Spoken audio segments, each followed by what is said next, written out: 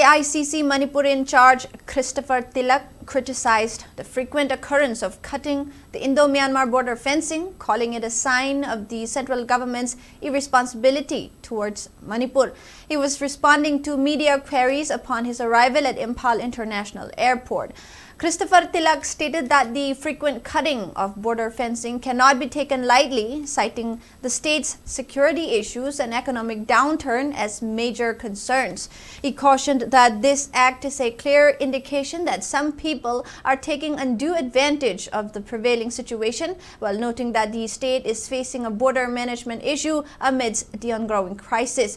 Christopher Tilak questioned whether the central government is taking the state's issues seriously, emphasizing that peace and normalcy have not been restored even under President's rule. He added that the media should reflect the reality on the ground to sensitize the country. The AICC Manipur in charge emphasized that his visits aimed to build momentum for the Congress's protest against replacing Manarega with VB Jiramji.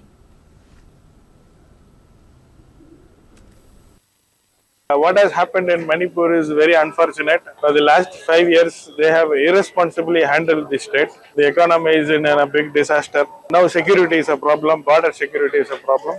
And I don't think they are really serious about even the president's rule. So what is happening in Manipur, people are watching it, and you will have to sensitize this. Media has to sensitize it. Across the whole country, MGNREGA was brought as a scheme for empowering the poor, particularly in many states, women have been part of that particular program and they have got really empowered. And as far as MGNREGA, the name Mahatma Gandhi is concerned, we all know what is the significance of Mahatma Gandhi in this country. So I have come here to basically speak about the ideology and the concept behind this scheme and not just this scheme.